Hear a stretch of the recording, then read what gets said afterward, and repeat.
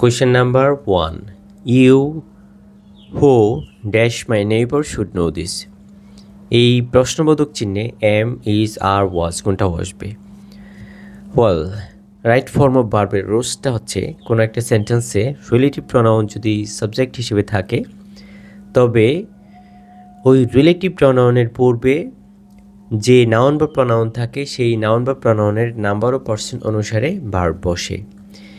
তাহলে এই হু এর পূর্বে আছে ইউ। ইউ হচ্ছে সেকেন্ড পারসন এবং এই সেন্টেন্সের টেন্স অনুযায়ী ইউ আর ভার্বটিকে গ্রহণ করে। তাহলে এই প্রশ্নের উত্তর হচ্ছে you who are my neighbour should know this. Question number 2. She is one of the players who dash own medals. She is one of the players who dash own medals. এখানেও relative pronoun রয়েছে এবং এটা পূর্বের যে নিয়মটা সেটারই একটা বিশেষ নিয়ম। কোনো একটা সেন্টেন্সে রিলেটিভ প্রোনাউন সাবজেক্ট হিসেবে ব্যবহৃত হলে তার পূর্বে যদি একাধিক নাউন বা প্রোনাউন থাকে তাহলে এই যে রিলেটিভ প্রোনাউনটা থাকবে সেটার যে নিকটতম অ্যান্টিসিডেন্ট রয়েছে মানে কাছের যে নাউন বা প্রোনাউন রয়েছে সেটার নাম্বার ও পার্সন অনুসারে ভার্ব বসবে। তাহলে হু এর পূর্বে রয়েছে প্লেয়ার্স, এটি একটি প্লোরাল। এই যে হু এর পরে ভার্ব সেই ভার্বটা এই প্লোরাল অনুসারে হবে। তাহলে এই প্লোরাল এই অপশনগুলো থেকে হ্যাভ ভার্বটিকে গ্রহণ করে। She is one of the players who have won the medals. তাহলে এই প্রশ্নের উত্তর হচ্ছে have. Question number 3. One of the birds dash in a melodious voice at dawn. পাখিদের মধ্যে একটি ভোরে সুমধুর কণ্ঠে গান গায়। এখানে প্রশ্নবোধক চিহ্নে কি হবে? সিং হবে নাকি সিংস হবে নাকি স্যাং নাকি হ্যাজ সাং? কোনো একটা সেন্টেন্সে ওয়ান অফ যুগ প্লোরাল যদি থাকে, এই যে ওয়ান অফ যুগ প্লোরাল, ওয়ান অফ যুগ প্লোরাল যদি থাকে তাহলে সিঙ্গুলার ভার্ব গ্রহণ করে। সিঙ্গুলার ভার্ব, তাহলে এই প্রশ্নের উত্তর হবে সিংস। এই যে ওয়ান অফ দ্য বার্ডস, এই কথাটার অর্থই হচ্ছে পাখিদের মধ্যে একটি। এটি সবসময় একটি সিঙ্গুলার সাবজেক্ট নির্দেশ করে, সেই জন্য সিঙ্গুলার ভার্ব গ্রহণ করবে। Question number 4.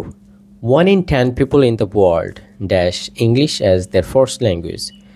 1 in 10 people in the world dash English as their first language. এখানে কি স্পিক হবে নাকি স্পিক্স হবে, স্পোকেন নাকি স্পোক হবে? ওয়েল, এখানে দেওয়া আছে 1 in। কোনো একটা সেন্টেন্স যদি 1 in দিয়ে শুরু হয় তাহলে তারপরে প্লোরাল থাকলে, এই যে 10 people প্লোরাল, এই সেন্টেন্সের যে ভার্বটা হবে সেই ভার্বটা সিঙ্গুলার বা প্লোরাল, স্পিক স্পিক্স দুটোই হবে।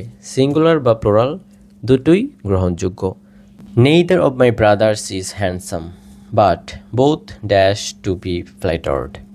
এখানে লাইক হবে নাকি লাইকস হবে, লাইকিং নাকি লাইকড হবে? Neither of my brothers is handsome, আমাদের ভাইদের কেউই হ্যান্ডসাম নয়, but both dash to be flattered, সবাই প্রশংসিত হতে পছন্দ করে। উভয়ই, এই যে বোথ শব্দটা রয়েছে, বোথ শব্দটা দুইজনকে নির্দেশ করে, মানে উভয়কে নির্দেশ করে।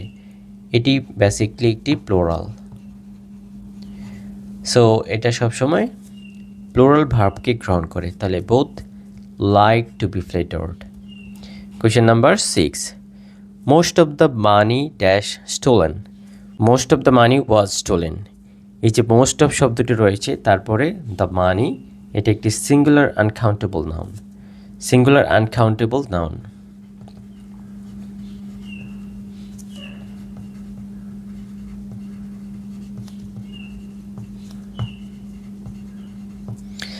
মোস্ট অফের পরে সিঙ্গুলার আনকাউন্টেবল নাউন হলে সেটা সিঙ্গুলার ভার্ব গ্রহণ করে।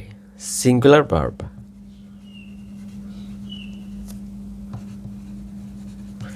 তাহলে ওয়াজ হচ্ছে এই প্রশ্নের সঠিক উত্তর। Question number 7. Most of this books dash to her. এখানে belongs to, was, have, belongs, belong কোনটা হবে? মোস্ট অফ যুগ প্লোরাল নাউন হলে প্লোরাল ভার্ব গ্রহণ করে। মোস্ট অফ যুগ প্লোরাল নাউন, দিস বুকস, এটা হচ্ছে প্লোরাল। তার মানে প্লুরাল ভার্ব গ্রহণ করবে।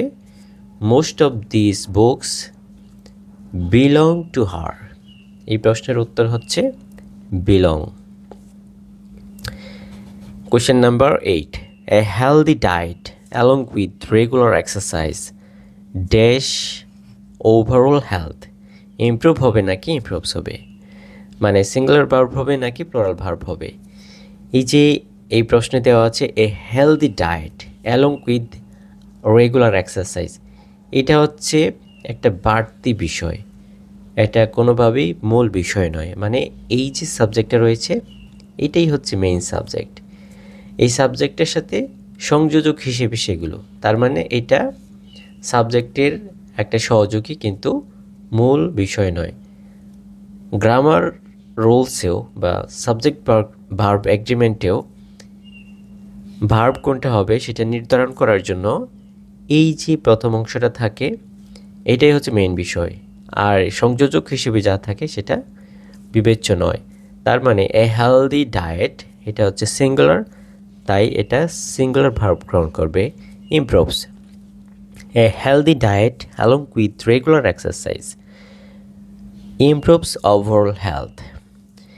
এরকম আরও কিছু কিছু শব্দ রয়েছে, যেমন along with, together with, as well as, including, excluding, accept, in addition to, accompanied by, with, এগুলো যদি থাকে তার পূর্বেই যা থাকবে সেটাই মেইন ভার্ব হিসেবে বিবেচ্য হবে এবং সেটা অনুযায়ী ভার্বটি বসবে।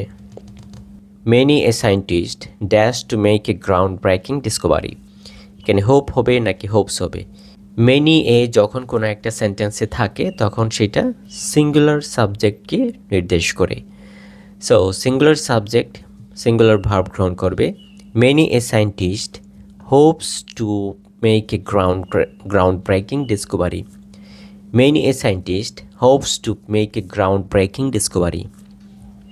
Question number 10, 50 kg dash really a heavy weight to carry, $10,000 dash a big amount of money, এখানে আর হবে নাকি ইজ হবে। এই যে 50 কেজি বলা হচ্ছে, এখানে 50 কেজি বিষয়টাই হচ্ছে একটা সিঙ্গুলার ইউনিট, 50 কেজি মিলে একটা ইউনিট হয়েছে, এটা একটা সিঙ্গুলার বিষয়কে নির্দেশ করছে, তাই 50 KG is really a heavy weight, এটা হবে সঠিক উত্তর। $10,000 dash a big amount of money, এই যে এটা একটা $10,000 পুরোটা মিলে একটা অ্যামাউন্ট অফ মানিকে বোঝাচ্ছে, a big amount of money, যে এখানে এ রয়ে গেছে, a big amount of money, so $10,000 is a big amount of money. এরকম আরও কিছু কিছু শব্দ রয়েছে, মানি, টাইম, ডিস্টেন্স, লেন্থ, ওয়েট, এগুলো একক ইউনিট হিসেবে ব্যবহৃত হলে প্লুরাল হলেও সিঙ্গুলার ভার্ব গ্রহণ করে, তবে সমষ্টিকে একত্রে না বুঝিয়ে আলাদা আলাদা বোঝালে প্লুরাল ভার্ব গ্রহণ করে। যেমন 6 years have passed in the twinkling of an eye, মানে চোখের পলকে 6 বছর চলে গেছে।